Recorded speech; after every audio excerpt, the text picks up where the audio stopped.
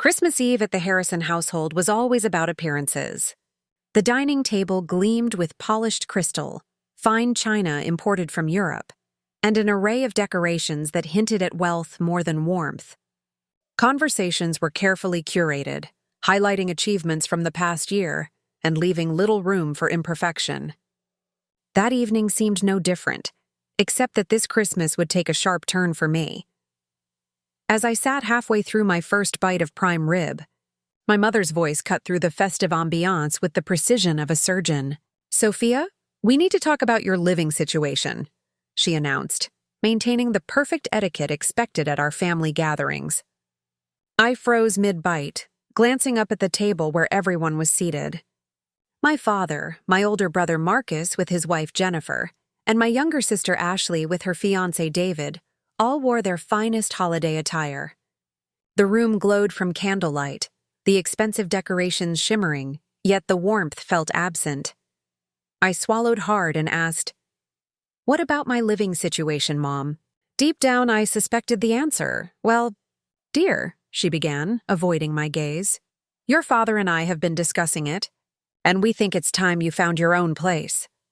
My father nodded solemnly, adding weight to the announcement.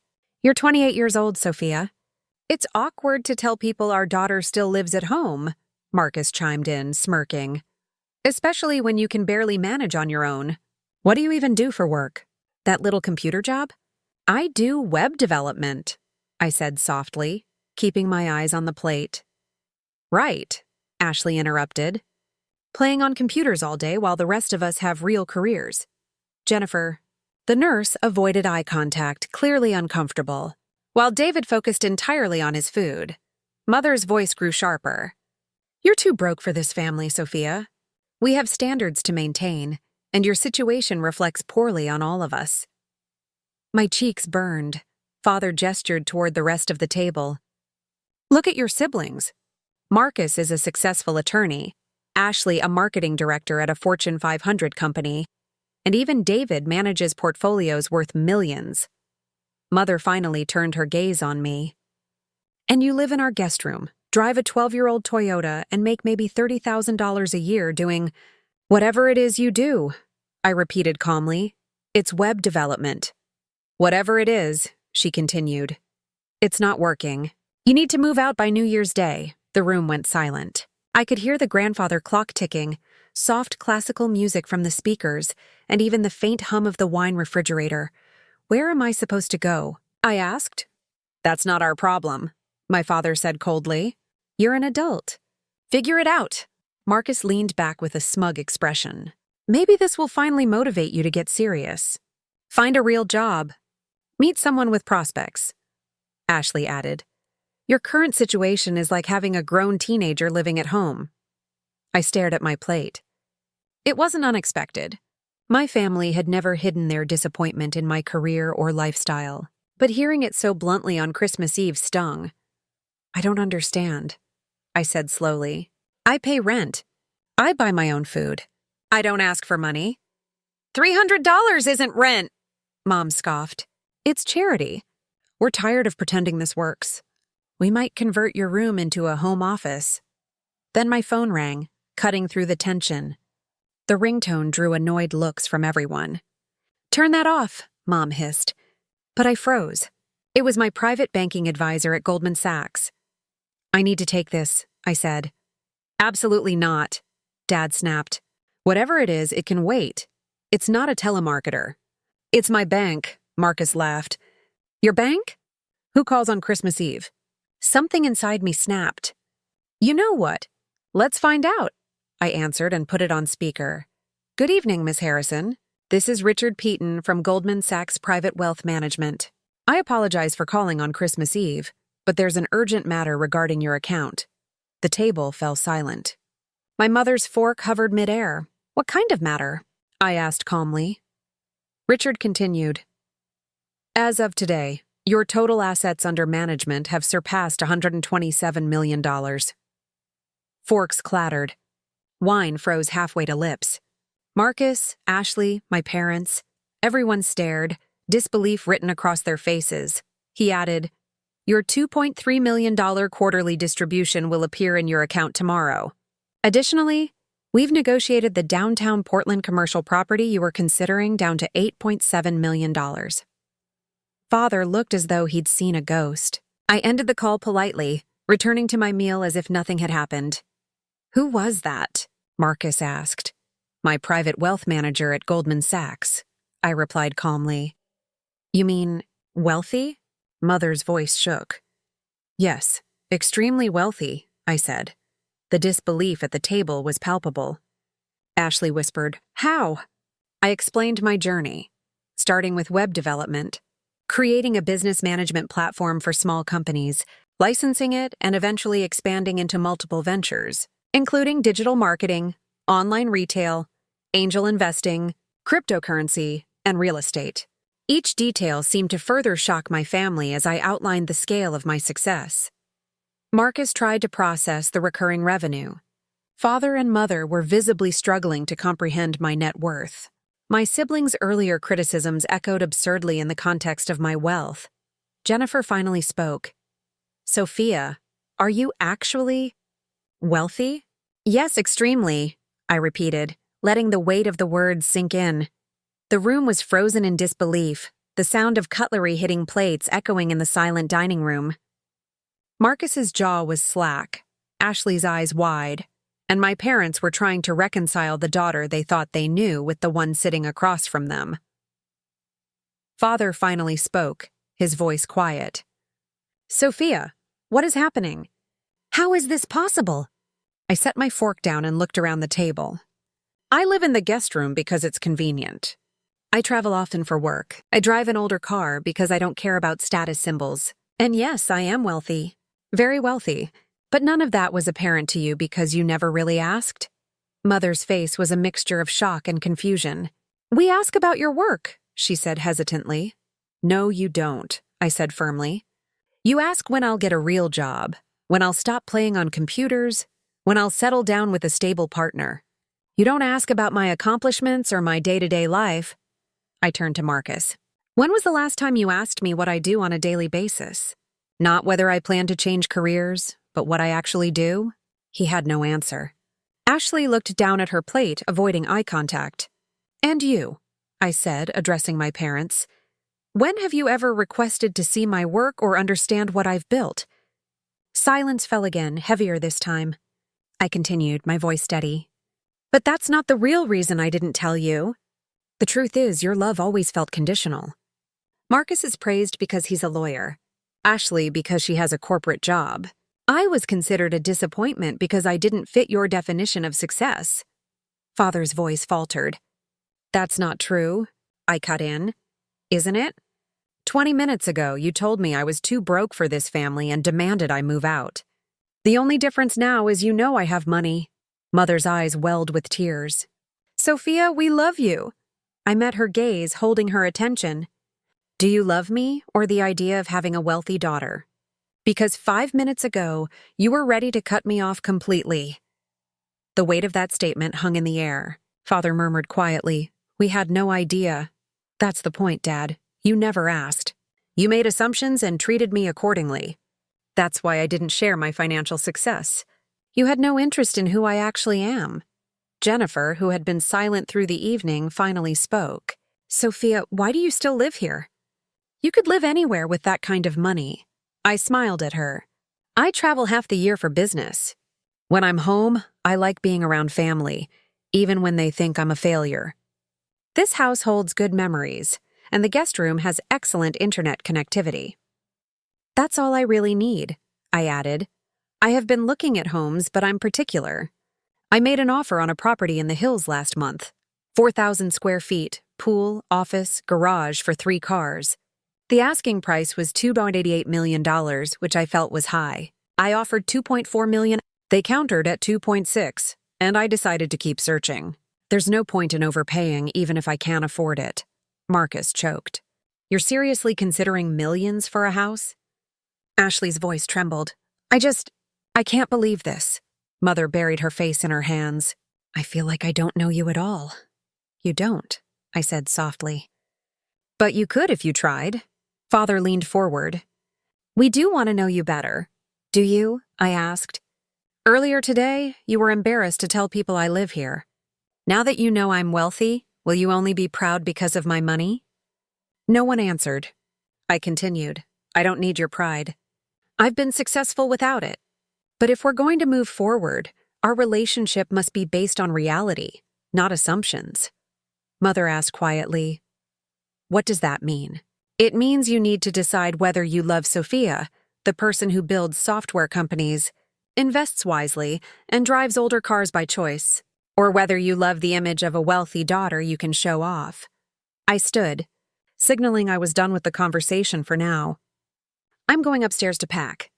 That commercial property deal Richard mentioned, I need to review it tonight. I might fly to Portland tomorrow to inspect it in person, Marcus protested. You're leaving? You told me to be out by New Year's, I said. I'm just getting a head start. Ashley's face fell. We didn't know. But you also didn't ask about our opinions.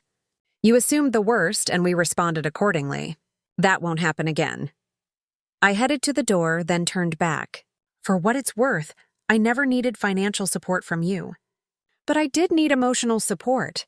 Curiosity about my life, encouragement, understanding. Not judgment, Mother's voice softened. How can we fix this? I hesitated. I don't know if you can, but if you want to try, start by asking the right questions. See me for who I am, not the person you expected me to be. 2 hours later, I was loading my suitcase into my 12-year-old Toyota. My mother appeared at the doorway. Sophia, please don't go, I paused. Why? Because you're right about everything. We've been terrible parents and siblings, and we want to do better. I shook my head. Mom, you can't just flip a switch. I know. But we can try. Ask the right questions. See you for who you truly are, not who we wanted you to be. She stepped closer. Can you tell me about your business? Not the money part, but what you do, the problems you solve? I studied her face. The curiosity seemed genuine. You really want to know? I really want to know, she said. I leaned against my car. Most small business owners are experts at their craft, bakers, mechanics, artists, but struggle with administrative tasks. I built software to manage that. Bakers can focus on creating cakes, mechanics on fixing cars, without dealing with inventory, appointments, or customer databases. My software automates all that. Clients tell me it gives them their lives back, she nodded, absorbing each word. That must feel amazing. It's the best part, I admitted. Money is nice, but solving problems and helping thousands of businesses thrive is the real reward? Mother's voice was quiet. I'm proud of you, I asked. Proud of me or my bank account? She considered carefully. I'm proud that you saw a problem and solved it. That you built something meaningful. That you help others. It was the first time she recognized my achievements for what they truly were, not filtered through her expectations. I added gently, You were right before. We measured my worth against your expectations, not my accomplishments.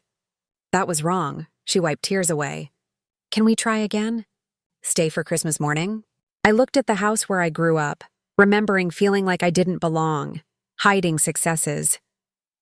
But I also recalled Jennifer's earlier question, why I stayed. Okay, I said. But things have to be different. They will be, Mom promised. I mean it. I'm not going to pretend to struggle for your comfort. I won't be a trophy daughter. I'll just be me. As we walked inside, Mom asked one last thing. The Portland property, what's the plan? I'm thinking of a co-working space for entrepreneurs and small business owners. A place to work alongside others who understand building from scratch. That sounds perfect, she said. I smiled. I think so too. At the front door, she hugged me tightly. I love you. Not your money, not your success. You. I'm sorry it took so long to make that clear. I love you too, Mom. The morning after the confrontation, the house felt different. Not because the decorations had changed, but because the air carried a sense of tentative understanding.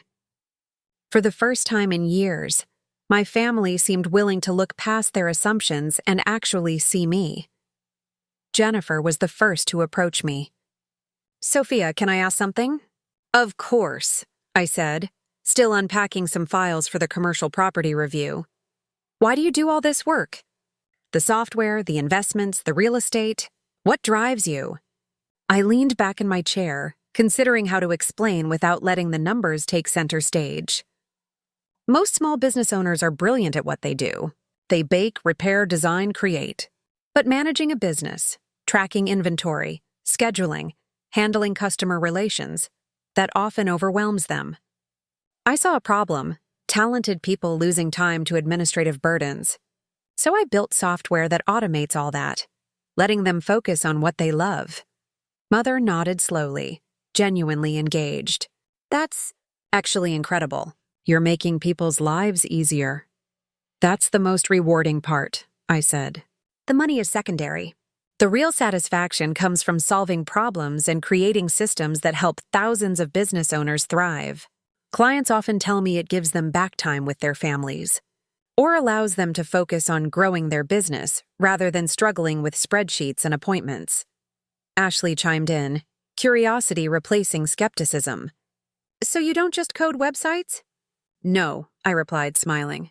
I started with custom websites, but quickly realized most clients needed the same tools: inventory management, customer tracking, payments.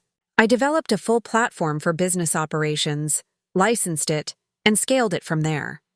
Now we have thousands of active clients, with a team of 150 handling development, customer support, sales, and marketing. Father's eyes widened. You have a team? 150 people? Yes, and that's just one part of the company.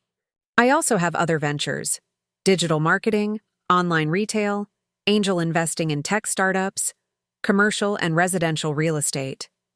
Cryptocurrency investments too. Some early bets on Bitcoin and Ethereum paid off handsomely.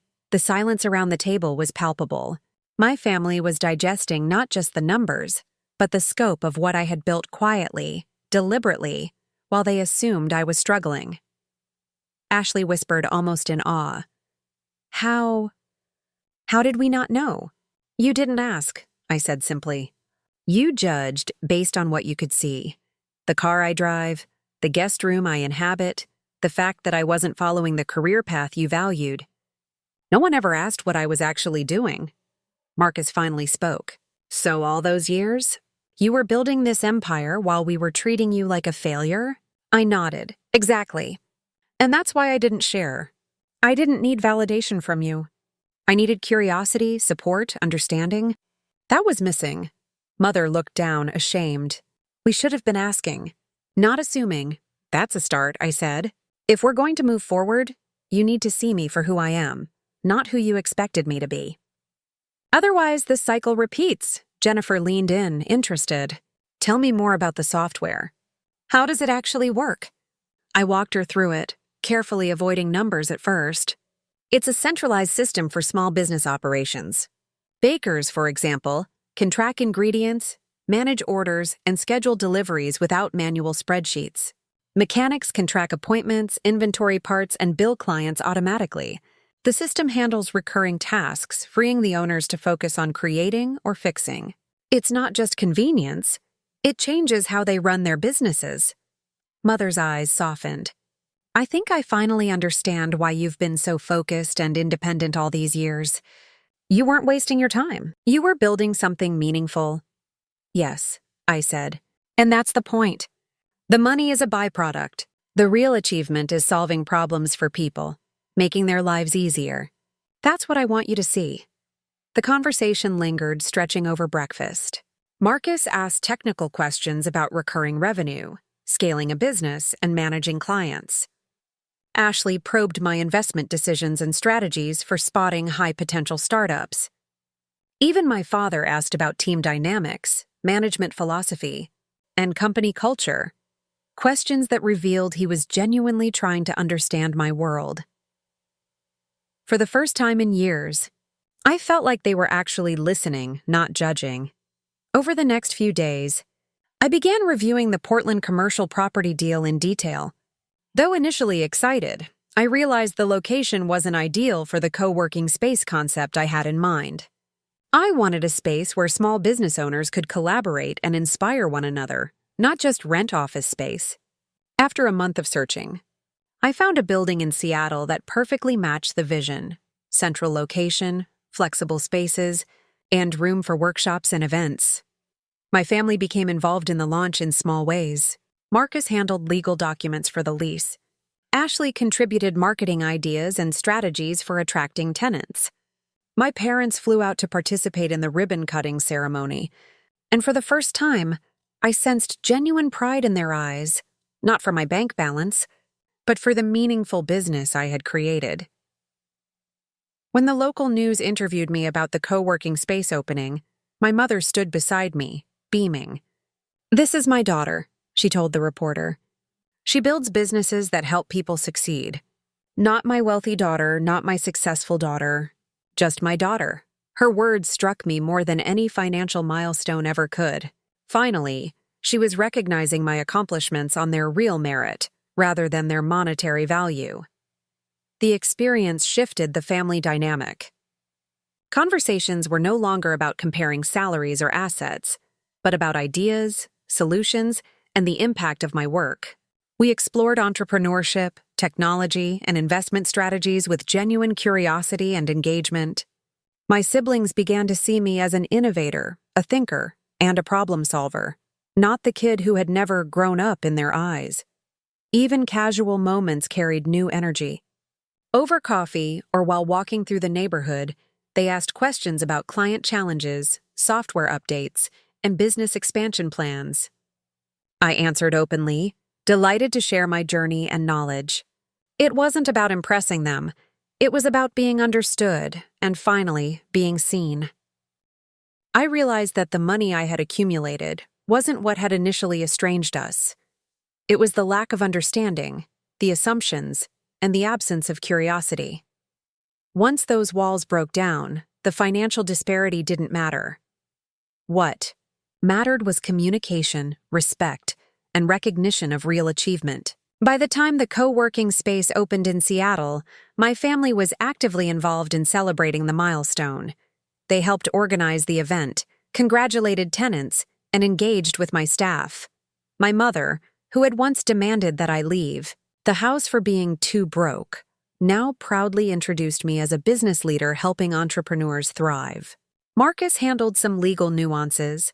Ashley advised on branding and community engagement. And even my father engaged with the guests, asking thoughtful questions about operations and growth. Standing on the podium during the ribbon-cutting ceremony, I felt a deep sense of satisfaction. Not because of wealth, not because of recognition, but because my family was finally seeing me for who I truly was. The journey of asserting my independence and proving my abilities had not only secured my personal success, but had begun to mend long-standing familial rifts. In the weeks that followed, our family bond strengthened in ways I hadn't thought possible. Discussions at the dinner table became about ideas, achievements, and problem-solving rather than judgment and comparison. My parents and siblings expressed genuine interest in my ventures, and I shared insights, lessons, and strategies openly. It was clear that understanding my world, why I did what I did, and how I approached it, had bridged the gap that years of miscommunication had created. The shared language of financial success had helped them translate my accomplishments into terms they could comprehend, but what truly mattered was their willingness to engage beyond superficial assumptions. The transformation wasn't instantaneous. Trust and mutual respect had to be rebuilt piece by piece, but the willingness to learn, to ask questions, and to acknowledge my journey marked a turning point. It was no longer about appearances at the dinner table, but about genuine connection, recognition, and emotional support. The co-working space in Seattle opened to a small crowd of entrepreneurs, small business owners, and local press. The space was exactly what I had envisioned: flexible desks, private offices, workshop areas, and communal zones designed for collaboration. The air was electric with possibility. My family arrived early. Marcus had prepared a legal briefing for tenants interested in leases. Ashley had created a marketing plan for social media and outreach. My parents had flown in from home, visibly proud but careful not to overstep. Seeing them engaged, genuinely interested in the work I had devoted years to, brought a rare warmth to the day. Before the ribbon-cutting ceremony, I walked them through the space. "This isn't just about renting offices," I explained. "It's about fostering an ecosystem where entrepreneurs can learn from each other, share ideas, and grow together. The workshops, the mentorship programs, the networking events, they're all designed to support growth beyond the walls of this building." Mother paused by one of the collaborative zones. "I see now why you stayed with us despite having options. This work requires focus and flexibility, and it's easier when you feel grounded at home sometimes." I smiled. "Exactly. And having family nearby, even if we've had our differences, makes the work feel more connected. I travel a lot, but coming home doesn't mean giving up independence. It means having roots." When the ribbon was cut, my mother handed the scissors to me with a genuine smile. "You've built something meaningful. I'm proud of you for that," she said. Her words weren't about money. They were about vision, perseverance, and impact. That moment felt like a culmination of years of unseen effort finally recognized. During the event, Marcus and Ashley engaged with attendees, asking questions and taking notes as if they were genuinely curious. My father wandered among the guests, talking about leadership and business philosophy, asking for insights rather than offering judgment. Their engagement reminded me that the family dynamic had shifted, from one of assumptions and comparison to one of learning and support. A local reporter asked me about the motivations behind the co-working space. I explained how small business owners often struggle with operational management, and how my software platform and this space were designed to help them reclaim their time and focus on growth. The reporter nodded, impressed, and my mother stood beside me quietly beaming. "This is my daughter," she said to the reporter. "She helps people succeed, not my wealthy daughter, not my successful daughter, just my daughter." Her words captured the essence of the shift. My family's understanding was no longer superficial. They had learned to value the work itself, the effort, and the purpose behind it. For the first time, recognition came not from external metrics, but from genuine appreciation for meaningful contributions. The weeks following the launch continued the transformation. At home, conversations revolved around ideas, projects, and challenges rather than salary comparisons or lifestyle judgments. Dinner became a space for discussing solutions, entrepreneurship, and innovation. The old judgments, who earned what, who drove which car, who fit which standard, no longer dominated our interactions. Ashley asked for advice on investment strategies. Marcus began asking questions about management and company culture. My parents showed curiosity about client relationships and problem-solving approaches. It was a reversal of roles. They were no longer evaluating me by outdated metrics, but engaging as equals who wanted to understand and learn. I also shared lessons from failure. Not every venture had succeeded. Some startups didn't scale, certain. Investments didn't perform, and a few real estate deals fell through. My family saw that success wasn't linear and that risk and resilience were essential parts of entrepreneurship. They learned that my accomplishments weren't about luck or inherited advantage, but careful planning, creativity, and persistence. The co-working space quickly became a hub for innovation. Small business owners exchanged ideas, collaborated on projects, and sought advice from mentors I had invited. The space wasn't just a building. It was a community, a manifestation of the principles I had applied in my software business: efficiency, support, and empowerment. My family's participation in the launch and ongoing involvement created shared pride and purpose. Marcus helped draft legal documents for new tenants. Ashley designed workshops to teach marketing strategies. My parents contributed by welcoming clients and facilitating introductions with their networks. Their engagement was no longer superficial. They were invested in understanding the work itself. At home, the dynamic had changed permanently. When we sat down for dinner, the conversation now included questions like, "What challenges did you face with a client today?" Or, "How did your team handle that project?" instead of comments on cars, salaries, or appearances. I finally felt recognized for who I truly was: an entrepreneur, an innovator, and a problem solver. Even small gestures mattered. When I showed them new software updates, they asked thoughtful questions. When I shared stories of clients reclaiming time to spend with family or scale their business, they listened intently. Their curiosity and engagement weren't performative. They were genuine. The experience taught me an important lesson. Wealth and success are often measured by external standards, but real value comes from the work itself and the impact it creates. Once my family understood that, our relationships deepened. We connected over ideas, vision, and the satisfaction of creating meaningful change. Christmas morning now was entirely different. The usual focus on material gifts and appearances had been replaced by discussions about innovation, problem-solving, and achievements. We exchanged ideas, shared insights, and celebrated accomplishments with sincerity. It wasn't about impressing one another anymore. It was about understanding, learning, and appreciating the journey. Father looked at me across the tree, holding his coffee cup. "I owe you an apology," he said. "Not just for last night, but for years of underestimating you. I thought you were figuring things out slowly. I see now that you had already figured them out, just differently than I expected." "I appreciate that," I said. Understanding comes before recognition. I don't need validation for money or status. I need to be seen for the work and thought I put into my life. He nodded, clearly reflecting. "I'm proud of you, Sophia. Not because of the money, but because you built something meaningful while staying true to your values.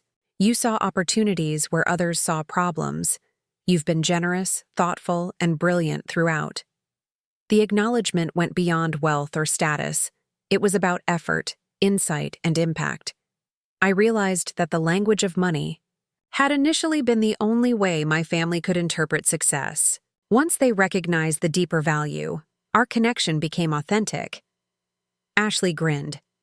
"Can you tell us more about your other ventures, the angel investments?" I smiled back. "Sure. There's a startup developing sustainable packaging. It's tackling a real environmental issue while helping small businesses reduce costs. I've been advising them and funding growth. It's exciting work because it combines problem-solving with meaningful impact." For the first time, my family truly leaned in to listen. They were no longer dismissive or skeptical. They were engaged, curious, and supportive. That was the transformation I had longed for. The commercial property deal in Portland didn't proceed. It wasn't the right fit, but finding the building in Seattle provided the perfect venue for the co-working space. My family's participation in the launch solidified new habits of respect, curiosity, and genuine pride in my accomplishments. Standing there, watching tenants move in, seeing my family interact with them, I understood the full scope of what had changed. Recognition was no longer transactional. Our bond had grown through understanding, dialogue, and shared engagement with the work itself. Mother whispered as we watched the ribbon cutting, "This is who you are. Not just wealth, not just success, but someone who makes a difference." "Yes," I said. "Exactly that." From that day forward, conversations at home became opportunities to exchange ideas, share knowledge, and understand each other's perspectives. The lessons of curiosity, engagement, and valuing effort over appearances remained central. My family no longer measured success by superficial standards. Instead, they celebrated innovation, resilience, and meaningful contributions. By the time the first quarter of operations ended, the co-working space was thriving. My family continued to participate, offering insights and celebrating milestones. They had learned that wealth might capture attention, but it was purpose, dedication, and impact that deserved respect and recognition. For me, the true reward wasn't financial. It was finally being seen. understood and appreciated for the work I loved. And in that understanding, our family had found a new way to connect, one rooted in authenticity, respect, and shared purpose.